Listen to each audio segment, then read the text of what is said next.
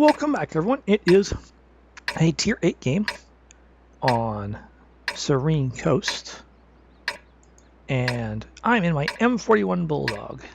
We are going to see a match I had recently, which I think is distinctly worthy of showing for multiple reasons.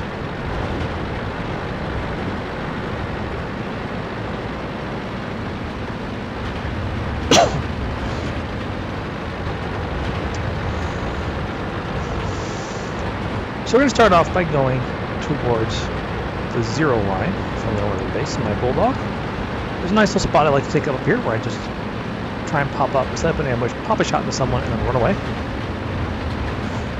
This is not a very resilient tank. And I find this little house right here usually gives me just enough cover that it helps confuse counter shots. And oh, there's something we're shooting, an ELC. So he spots me, I spot him, I shoot, I miss, he shoots. He's on the move, one of the less accurate guns on any scout tank, and he still manages to get a very lucky pen right through the front of my turret. I'm actually very lucky he didn't hit my gunner or my loader or anything important like that. So not exactly an auspicious start for my Bulldog. Fortunately, the FCM-50 tows aside, he's got more than enough tonnage and firepower to just crush the ELC. So that's the last thing the ELC is going to do for this battle. Now I'm looking for a chance to maybe do some supporting fire here, but no one's really showing up. Nothing appears to be counterattacking the FCM, so I start moving forward. See if I can spot something for all those people camping, when suddenly there's a VK-4502A, Mighty Shu tank, appears in the middle. I'm like, alright, that's interesting. He's not a big threat to me. I know that ISU-152 is, though. I don't think you can see me at this range. 346, I don't think he's got the necessary chops. Sure enough, yeah, so he starts backing off, he starts taking fire. Managed to get another shot in on the move, but not really keen on staying there. I decided something has to be done. There's a big knot of tanks coming up this way, so I come up here and I set up an ambush. But of course, whenever you set up an ambush like this, people don't seem to want to drive into it, so I have to maneuver over here. There he is. And start putting around in the shoot tank. You might notice I'm moving in between shots. It's make it a little bit harder for any artillery that might be looking to be damaged to me. I see you looking at me, I put one more shot and dive behind the rocks here. Once again, try and regain stealth. And move on. There's an AT-7 back there, and yeah, I'm not liking what's this flank anymore. There's a T-29, there's an AT-7. But I gotta hurry and help these guys. So I come back, there's some more shots at Shu tank. Shooting off the side of the turret there. I go to the top and go over the top of them. Yeah, I'm being spotted, it happens. Oh, and that was a T-43. That's a pretty strong Tier 7 medium. I mean, it's not a great Tier 7 medium. Oh, and a T-71. I don't like these either. Here, dude, have a shot. And he's shooting back. That's okay. I'm getting out of here. And ooh, that's a KV-3 supporting an AT-2. We're about, yeah, we just lost our AT. And the AT-7 just wiped out last tank. I'm not the only thing defending the side against AT-7 and KV-3. Nope, nope, nope. It was just the AT-7. I'd try something. As long as the KV-3 is there, I'm like, no, I'm not going to try and fight that. I'm not going to try and fight that. So I'm running back here, trying to figure out where I allocate, when suddenly I notice the KV-3 just died. Wait, the KV-3 just died? That's an AT-7 with absolutely no one guarding its rear, as best as I can tell. I'm going back. I'm going to have me some AT-7. It's going to be delicious.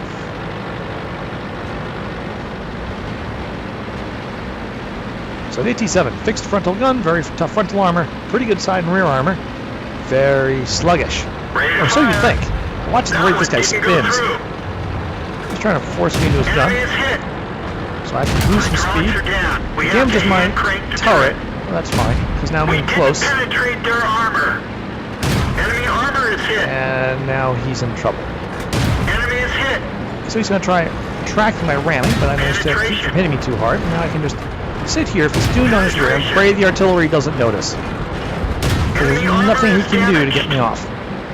No matter how much he wiggles, Bulldog wins that particular contest. Alright, so now I'm going to run off, and I apologize to him profusely. I apologize because, quite frankly, that's a really, really awful way to die in one of those tanks. I make it look like I'm running off. And I stop and I turn around. Yep. I'm now looking after that T-71 and that T-29 again. There's also a full health Reimsborsig Waffenträger up there. And he worries me. That's a big gun, and I have low enough in health that he could potentially one-shot me if he's got the 150mm gun. Maybe potentially. He will one-shot me. Fortunately, my last ally down there dies just as I'm showing position to try and fight, so I'm just going to go invisible here. The T-71 and the T-29 are both very low in health. I could potentially one-shot. Well, I definitely one-shot the T-29. I might be able to one-shot the T-71, but it'll probably take me 2 or even 3 shots to kill him. So I'm going to be patient. So I'm not expecting that T-29. I'm sitting here thinking if it takes so long to come out, just bail out. Go around. Oh, T-29. Boom. Gotcha. Oof. Alright, so big enemy heavy tank out of play. Bulldog retreating, because I don't have anything to do with either the Borsig or the T-71 when I'm by myself. Meanwhile, on the other flank, a Type 59 SU-152 I see have just finished off the IS-6. I'm like, oh, wait a minute, that means the two enemy combat tanks left are that T-71 and that Borsig, and they also have 2 RD, and we still have our 2 RD, and there's me, and there's an SU-152, and there's a Type 59 on 3 kills.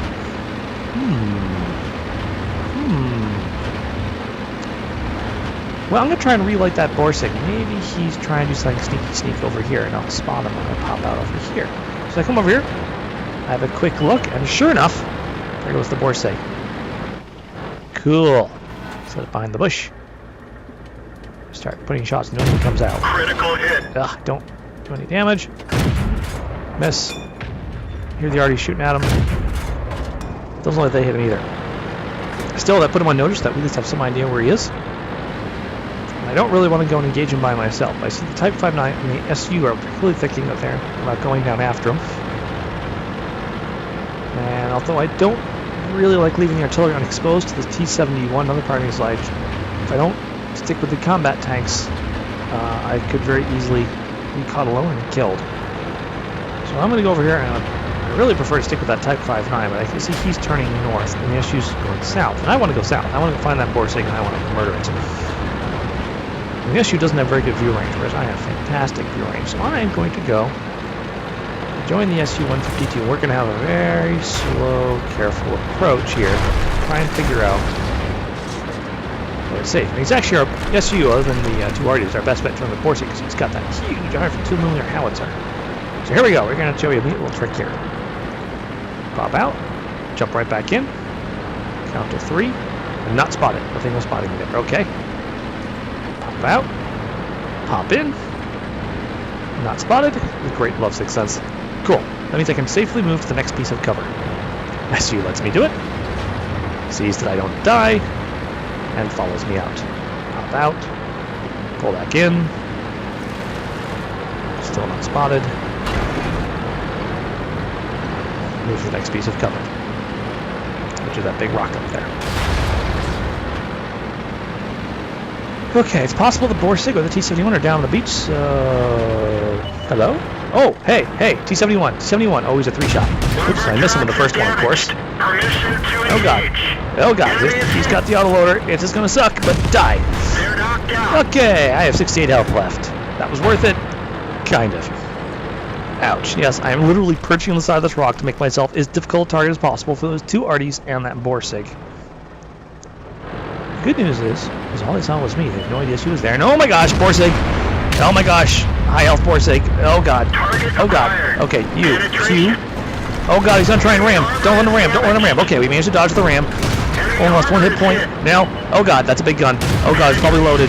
Oh god, keep on him. Keep on him. Stay ahead of the gun. Stay ahead of the gun. Oh god, almost killed by my own teammate. Yes, killed the Borsig. Oh my god. Cover. Must get hard cover. Whoa, that was a big arty shield nearby. I'm gonna wait till I'm off the radar. Whew. Okay. I'm off the radar. Run! Splash damage. Could you easily kill me? Alright, don't crash, dude. You only have 67 health points left. Okay. So it looks like one enemy artillery is going up the eastern flank. That's fine. The FV-207 and the AMX know he's coming. They can set up for him. I'm going to go try and find whatever the other artillery is. And I'm going to murder it. I don't, with only 67 health points, I'm not so keen about approaching directly up the middle of the, oh-so-obvious flat routes. But you used to be able to go up this rock face right here. There's a couple places you can climb it. So I'm going to try and climb the rock face. I think the old spot you could climb it was right about here. No, look, it's the M40 that went up. And they changed the rock face. Hello? Rock face? Let me up. Please? Oh, I don't want to use the main route.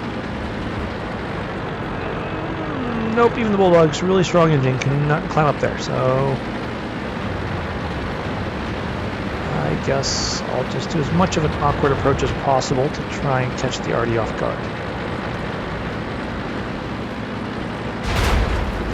Okay, he's not here. I'm okay with that.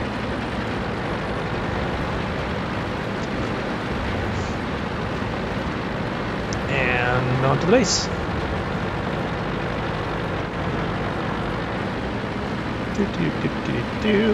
Oops, accidentally drove off the base because I'm typing a message. It's okay, we seem to have found him. He was already clearly thinking, oh god, it's the scout! Kill it! Kill it with fire! Oof, good thing I'm a hard target. Yeah, CO52 finishes him off for the win.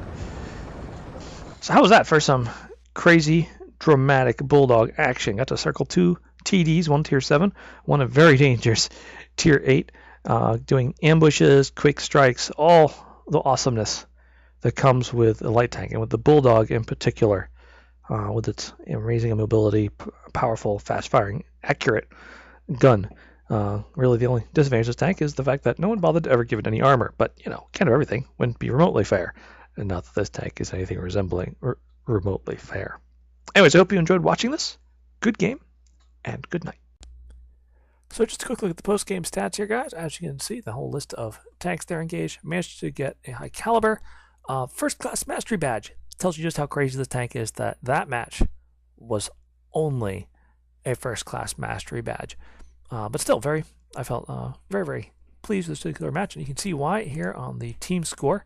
On the team score, you can see high damage, as you'd expect from a high caliber, by a very large margin, though let's admit that was greatly helped by the fact that I got to pretty much solo a tier 7 and a tier 8 tank destroyer, 2 of them, one of each, which really helped boost up my score without an immense amount of risk to my Bulldog. Though let's admit it, when I was in the melee with that Borsig for real, I was probably yelling pretty loudly at my screen. It's a wonder that my neighbors weren't pounding on the walls about it. Just want to point out that T71 on the other team, 2,306 damage is actually a very impressive damage total. He came out with a very nice 626 experience. He was having a killer match before our final engagement there, which left me on perilously low health, even as I killed him. So, last look at the last screen here, 37 shots fired, 29 hits, 23 pens, ridiculous damage. Managed to travel just over 5.5 kilometers, which is impressive for most other tanks, but the tank is as speedy as the Bulldog, perhaps not quite as much so. Managed to get a nice profit of 33,494 credits and 2,107 experience. I hope you all enjoyed that match. Good game and good night.